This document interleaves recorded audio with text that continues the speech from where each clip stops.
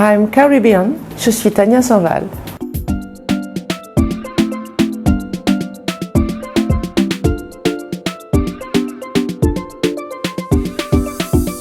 Tania Sanval, artiste, chanteuse, auteur-compositeur, un peu chef d'entreprise, pas mal de choses, mère aussi, c'est une belle profession. Est-ce qu'on peut dire que Tania est une icône? Alors là... On devrait poser la question à d'autres gens. Je sens bien qu'il y a beaucoup de femmes, en tout cas, qui s'émerveillent en me voyant et qui sont assez fières de la femme que je suis devenue aujourd'hui. Mes premiers pas dans les milieux de la musique, je commence avec mon père, en fait. Je suis tout simplement mon père, qui est artiste-chanteur. Je l'accompagne, je fais des chœurs avec lui, on fait des concours de chant. À 14 ans aussi, j'intègre un groupe qui s'appelle Soleil Chaud, où je rencontre Dominique Zorbabel avec Daniel Forestal. Et on a fait comme ça des tonnes de concerts. Ça commence comme ça, Tania. À l'époque, ça faisait un peu peur aux parents d'avoir une fille qui veut faire de la musique son métier. C'était pas évident, mais bon, j'ai fait mes preuves, j'ai tenu bon, j'étais quand même en cours jusqu'à un certain niveau, et puis je me suis lancée à fond dans la musique, sans hésiter. J'avais quelques craintes au départ, mais au fur et à mesure, les choses se sont enclenchées. On a écouté mes premières maquettes, premier album, deuxième, et depuis, il y en a à peu près 18 qui sont sortis. Je crois que je l'ai fait sans me dire que je voulais faire de la musique. Je crois que petit à petit, vers l'âge de 19 ans, j'ai fait écouter mes premières maquettes, donc l'album est sorti, j'étais surprise, agréablement. Après, je pars en tournée avec les Zouk Machines, s'enclenche le deuxième, le troisième, on m'appelle. C'est vraiment quelque chose qui a été nivelé, comme ça. Et on m'a proposé d'être l'une des filles de Zouk Machines. À l'époque, j'avais un peu peur. Ça me faisait un peu peur d'être dans un groupe de filles, même si c'était que des amis. Et puis après, j'ai continué quand même à faire ma carrière, même si ça n'avait rien à voir en termes d'équilibre, et voilà. J'avais pas de major, j'étais pas dans tout ça, mais j'étais contente de travailler avec les Zouk Machines. Et on a comme ça performé sur de nombreuses scènes en Afrique. On a voyagé beaucoup, de nombreux pays. Non, j'ai vu du pays avec les filles et ça m'a apporté beaucoup musicalement. Aux premières heures de Zouk, on avait besoin de choristes. J'ai monté des équipes de chœur, tantôt avec Dominique, tantôt avec Christiane. Mais c'était quelque chose que je voulais. Et puis après, on m'a proposé de faire partie du groupe Viking, Verbe International Cadence In. Dans ce groupe, il y avait Gilles Fleureau, Frédéric Caracas, Willy Salzedo. Il y en avait pas mal. Et là, je chantais l'une de mes premières chansons, Samuel Kamandeo.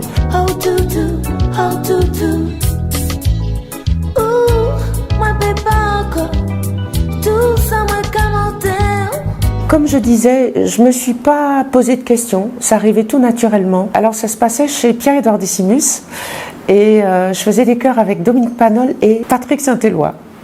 Et en fait, on faisait des chœurs de Francky Vincent. Alors, je me rappelle plus du texte, c'est pas Vas-y Francky, mais c'était quelque chose comme ça. Je peux vous dire qu'on a rigolé, qu'on n'arrêtait pas de rigoler. Patrick était assez fâché parce que il se rendait compte qu'on n'était pas sérieux, mais on n'arrêtait pas de rire avec le texte. Et on s'est pris un fou rire dans le studio.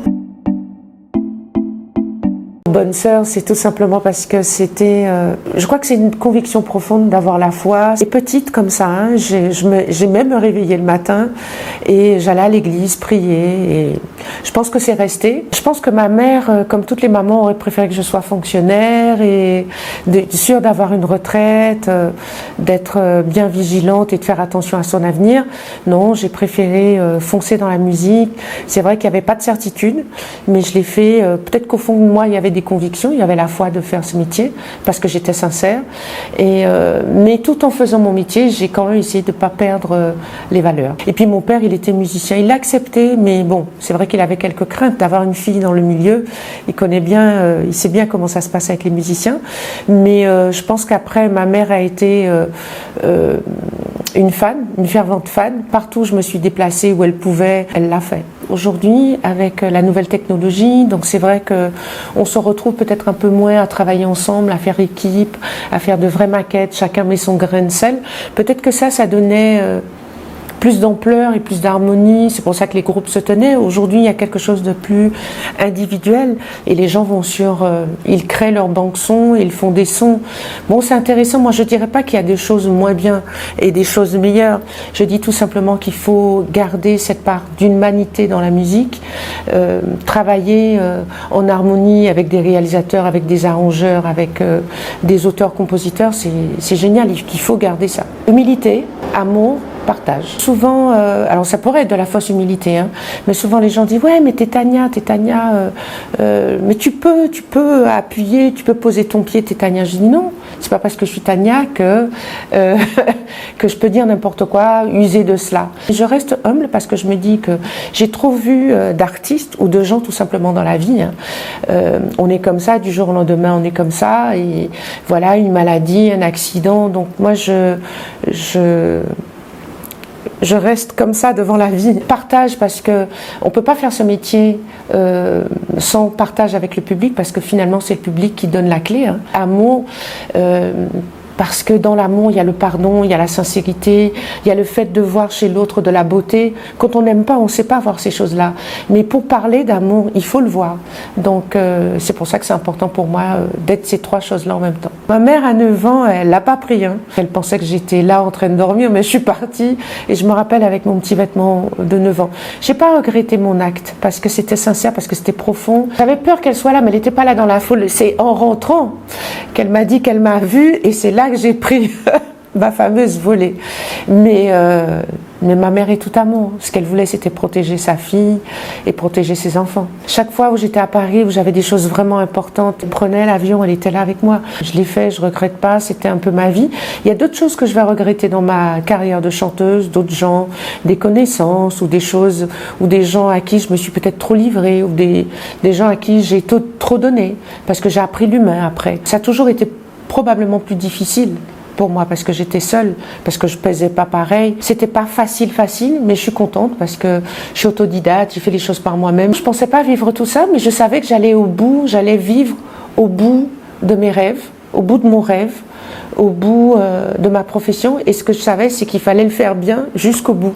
Donc jusqu'à aujourd'hui, j'ai trouvé des gens qui m'ont aidé, qui m'ont soutenu, des partenaires. Avant, on vendait des CD, il y avait vraiment un rapport financier qui était intéressant. Aujourd'hui, on perd plus qu'on en gagne, mais ça reste toujours intéressant parce que c'est un métier que j'aime et que je défends. Mais on voit pas le temps passer. On fait les choses, on saute de projet en projet, on voit pas les choses passer, on voit pas le temps passer. On essaie d'être performant, on essaie de vivre avec son temps, on essaie d'être agréable. C'est vrai qu'on peut pas rattraper le temps, le but c'est pas ça non plus, mais c'est de continuer à faire des belles choses et d'être intéressant et puis de raconter aussi des belles choses. Il n'y a pas que la musique, il n'y a pas que le look, il y a aussi comment toucher le cœur des gens, comment toucher le cœur des femmes. Je suis vraiment très contente et j'ai juste envie de remercier toutes les femmes qui me soutiennent, toutes les dames, toutes les jeunes femmes, parce qu'elles transmettent après à leurs enfants. Il y a des fois, il y a des jeunes filles, des enfants qui viennent faire des photos parce que c'est leur maman, parce que ceci, parce que cela, c'est incroyable et j'ai juste envie de dire merci. Ah, mes parents étaient heureux. Mes parents étaient heureux, mon père était heureux. Ils sont partis acheter quelques albums à offrir. On avait monté le fan club et tout le monde était content. C'était assez fabuleux avec ce titre Tambou. Et je crois que toute la Guadeloupe était là et ça ne s'oublie pas. La photo, on m'a demandé de choisir qui serait le photographe. On m'a demandé de m'habiller. Je suis allée voir les 2 couturiers de l'époque.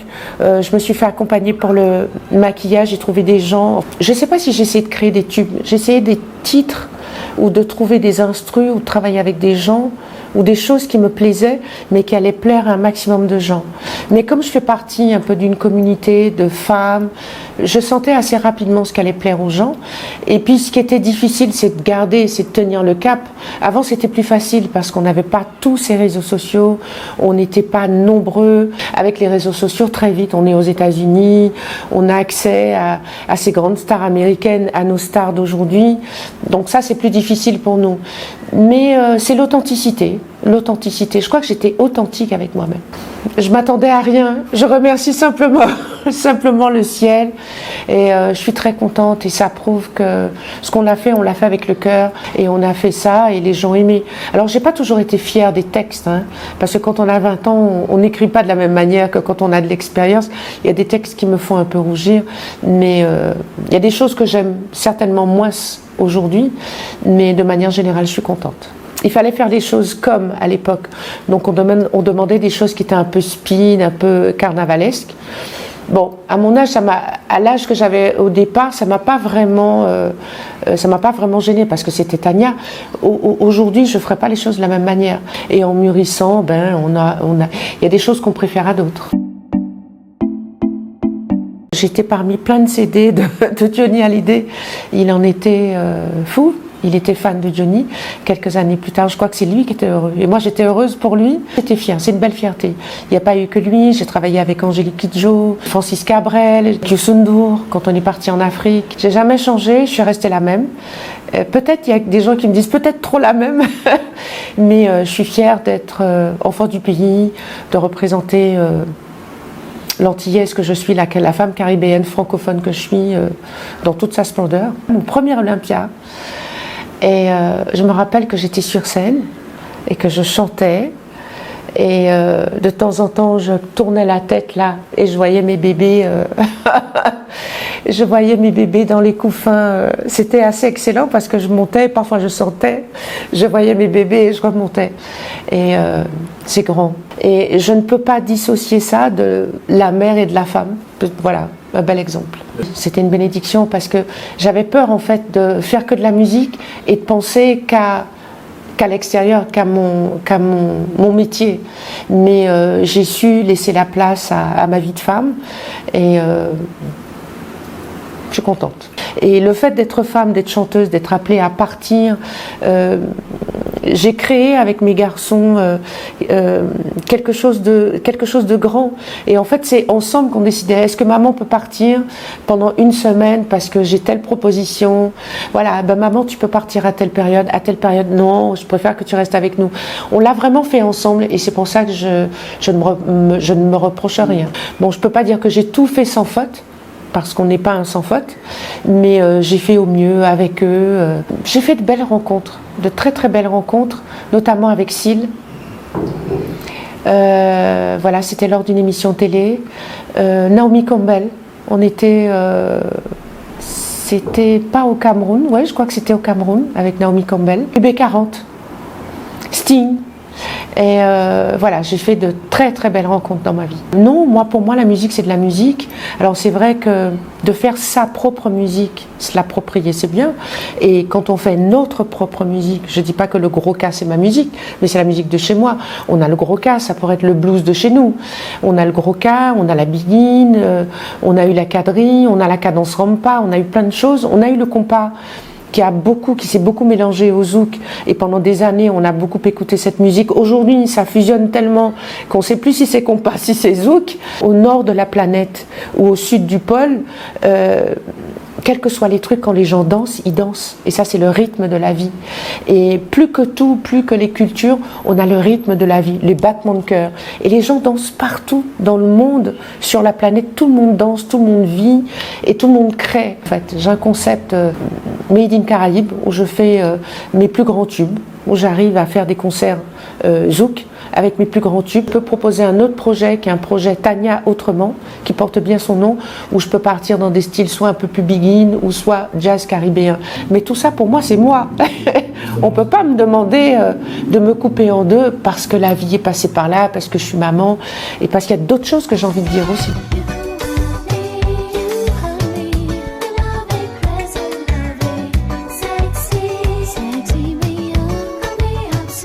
You and Me, c'était un titre, alors là, waouh, c'était il y a longtemps, c'était sur l'album en 1994, un album qui s'appelait Secret. C'était l'une des chansons préférées de Patrick Saint-Éloi. Patrick, c'était quelqu'un que j'aimais beaucoup, qui avait déjà une belle relation avec mon père, qui travaillait pas loin de là où il était. C'est quelqu'un qui m'a vraiment conseillé, qui était vraiment ouvert, qui me parlait un petit peu de ses tournées quand il partait en Afrique et qui chantait à la guitare. Et en fait, pour aller à la maison, je passais tout le temps à côté de chez lui quand il était là et il jouait à la guitare. C'est vraiment quelqu'un qui m'a donné envie de me produire, qui m'a parlé du métier, qui m'a aussi un peu protégée à certains niveaux.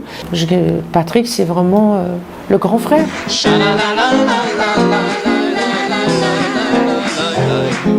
moi te fais compter si vous, quand on peut compter si moi, ou peut bien voir si ça pas possible. J'avais l'impression qu'à la fin, qu'il y avait beaucoup de souffrance avec sa maladie et les gens sont pas gentils, les gens sont pas sympas et les gens vous font pas de cadeaux, hein. Et je crois qu'il a entendu beaucoup alors qu'il était vraiment malade. Et ça, c'était dur.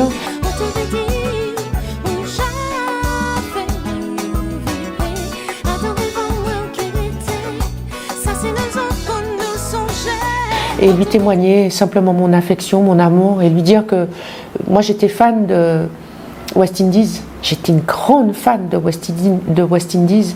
Et cet album-là, je l'ai mangé, je l'ai acheté, racheté, écouté, réécouté. Donc c'était vraiment lui témoigner toute mon affection, tout mon amour. Je crois qu'il a vraiment touché beaucoup d'artistes. Et il y a beaucoup de femmes et d'hommes qui chantent aujourd'hui grâce à Patrick Saint-Éloi. Beaucoup d'artistes souffrent. Les fans ne sont pas toujours conscients de l'enjeu en fait, hein, parce que c'est pas toujours évident d'être un artiste, de fonder une famille, d'avoir des enfants, de s'en occuper, d'être dans la réalité de la vie. Et je me suis toujours dit qu'il fallait que je retourne à la réalité de ma vie. C'est pour cela que j'essaye de rester, quand je dis j'essaye, de rester, d'avoir les pieds sur terre et de pas me dire que je vis dans un rêve. Parce que beaucoup d'artistes, en fait, partent dans des rêves et se rendent pas compte que c'est pas une vie de rêve, en fait. On croit toujours qu'on vit dans des villas de luxe. C'est pas vrai. C'est un combat de tous les jours. Il faut payer l'URSSAF, il faut payer les musiciens. Et voilà, quoi. C'est la réalité de la vie. C'est pas un métier que de rêve. On est là, justement, pour poser le doigt sur les choses qui ne vont pas de la société et d'en parler aux gens. Parfois c'est pour des messages, c'est pas que pour de la danse ou se montrer. On vit comme les autres. Les mêmes douleurs que parfois les femmes partagent, si on arrive à les partager et qu'elles se reconnaissent dans nos chansons, c'est parce qu'on les a vécues. C'est parce qu'on se ressemble justement. C'est pas parce qu'on est en dehors des choses, mais c'est parce qu'on se ressemble. C'est facile tant qu'on a l'impression, et les gens pensent, que ce sont des histoires parfois qui ne nous touchent pas. Si moi je chante une histoire, c'est parce qu'elle me parle. Si elle me parle, c'est soit je l'ai vécue, soit parce qu'un tel l'a vécu, donc ça a du sens pour moi. Aujourd'hui, je ne me vois plus chanter quelque chose qui n'a pas de sens pour moi. Alors il y a des albums où je pourrais dire que ce n'est pas moi, mais c'est pas parce que ce n'est pas moi aujourd'hui que ça n'a pas été moi. Voilà, et je peux pas les effacer, mais je referai peut-être pas les choses de la même manière. On fait les choses dans l'état dans lequel on est, à l'âge qu'on est, avec la conscience qu'on a, et les gens avec lesquels qui nous entourent. Donc je ne regrette pas. En tout cas, assistante sociale. Parce que j'aime voir les gens heureux, travailler dans des centres comme ça pour accompagner soit des enfants, soit des gens âgés. Je pense que c'est quelque chose qui m'aurait plu. Je me suis découvert depuis le Covid que j'aimais pas mal les animaux. Donc j'aurais pu travailler avec les animaux. Je suis fan de chiens, voilà, parce que je trouve qu'ils me le rendent bien et que les chiens sont fidèles, c'est pas comme des hommes. Et ouais, j'aime beaucoup les animaux. C'est ma thérapie en fait, de donner, de partager. J'ai l'impression que de vivre un métier, de faire un métier où on ne donne rien, on ne partage rien, je ne sais pas comment je vais être, si je vais être à l'aise avec ça. L'album Améthyste est sorti à un moment particulier dans ma vie, que je ne vais pas évoquer. Tout cet album a pris naissance un petit peu en Guyane, mais on a tenu à garder, pas comme les précédents, on est vraiment rentré en studio en live. Et c'est pour ça qu'il y a vraiment certains titres qui, la batterie, on l'aurait pas eu comme ça si c'était vraiment des choses programmées. Et c'était un très très bel album. D'ailleurs, sur cet album-là, ma mère m'a accompagnée et je suis contente de cet album.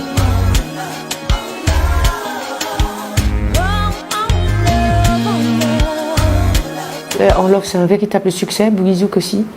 Ce sont des chansons qui ont été composées à la fois par Jean-Michel Rotin et Laurane Romain. Et non, mais je suis très fière de ces deux chansons-là. Et quand on les écoute, aujourd'hui encore, c'est moderne. Aujourd'hui encore, avec les sons, c'est moderne. Ça prouve qu'on peut, c'est juste un peu bosser pour que les choses demeurent et durent.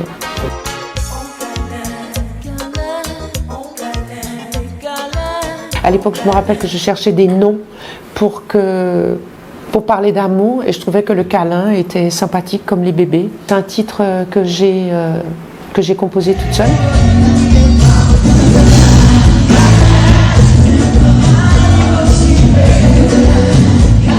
Depuis, câlin est devenu New Câlin parce qu'il y a eu tellement d'adaptations et aujourd'hui, pour moi, le titre, il est forgé. Au début, il n'était pas fait et aujourd'hui, quand je l'écoute, ouais, il est abouti, il est fini, Parce que je pense que quand on arrive dans le live, les titres prennent encore de l'ampleur.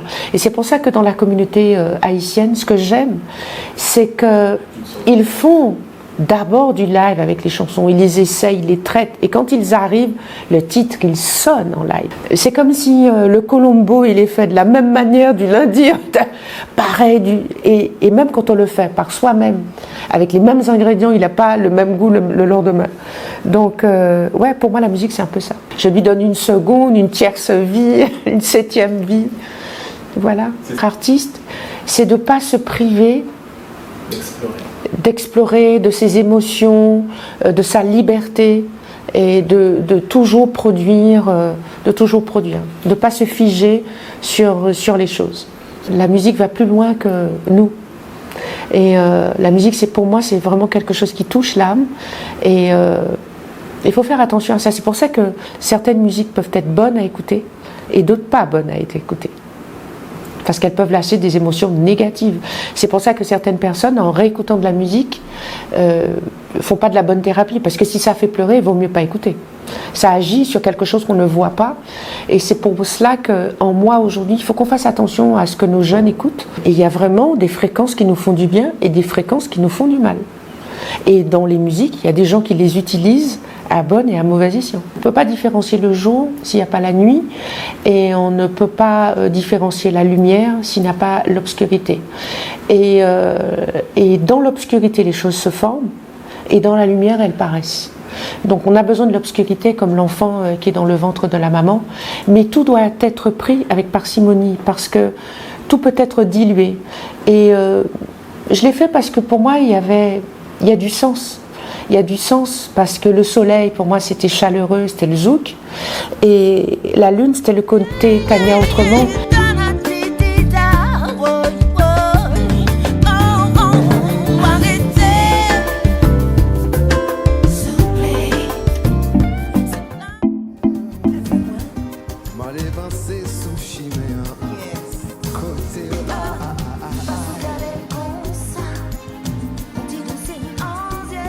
Victor O, c'est autre chose. J'ai aimé beaucoup son univers, donc je lui ai demandé si on pouvait partager cette chanson ensemble. Il l'a fait avec beaucoup de... Il a dit oui tout de suite, donc ça a été un tube, on est content.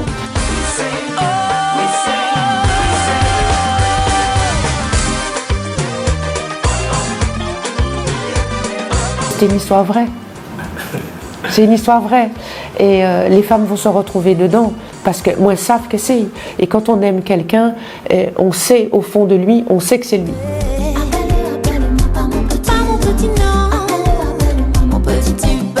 C'est une histoire vraie. Je crois que c'est une histoire pour toutes les filles. Toutes les filles se retrouvent, mais un peu cachée. Appelle-moi par mon petit nom. C'était quelque chose de facile, mais juste pour se rendre compte qu'on a toutes en fait le même petit nom. On reste humble. On reste humble parce que moi j'ai vu des gens comme ça.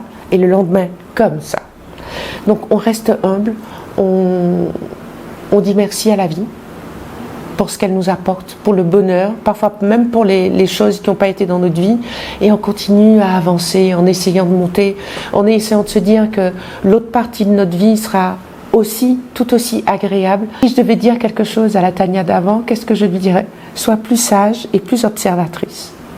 On apprend beaucoup en parlant moins, en observant plus, parce qu'on est plus à l'écoute et on entend mieux les choses. Et parfois, quand on fait trop de bruit, dans le bruit, on entend les autres, mais on n'a pas vraiment entendu ce qu'ils voulaient dire. Je suis d'un tempérament assez... on y va tout de suite. Waouh, c'est chaud, j'y vais. Et parfois, j'ai fait beaucoup de choses via le coup de tête, et qui étaient des bonnes décision parce que je savais, mais parfois j'aurais mieux fait d'attendre, de prendre le temps de réfléchir, de mettre les choses en place, de ne pas foncer dans le tas, mais ça c'est mon caractère. Dans 10 ans, qu'est-ce que je me vois, comment je me vois dans 10 ans? D'être fière de ma Guadeloupe, mais des Antilles plus particulièrement, en tout cas de notre communauté, et d'avoir donné le meilleur à mon public. Je veux en être fière encore, d'avoir pu faire encore des projets, de me libérer, parce que ça me fait vraiment du bien à moi-même, et d'être là pour mes enfants et mes petits-enfants. Je serai heureuse. Alors le chemin parcouru, ça va tellement vite. Ça va tellement vite, on ne doit pas se dire j'ai le temps. Ça va super vite. Prenez bien vos décisions parce qu'un mauvais choix, la vie est vite foutue à côté. Je suis contente parce que je crois que j'ai fait tout, non pas tout, mais j'ai fait du mieux que j'ai pu. Mes enfants sont heureux, contents, je leur ai donné le meilleur, à mon public aussi. Et j'ai vraiment différencié ma carrière, ma vie professionnelle de ma vie de femme. C'est pas facile de trouver l'équilibre, mais il y a toujours des jours qu'il faut garder pour la famille. Le métier va toujours nous appeler, le téléphone va toujours sonner, il y a des choses qui vont sembler être prioritaires, mais il y a un moment où la priorité c'est la famille et il faut se recentrer. Voilà.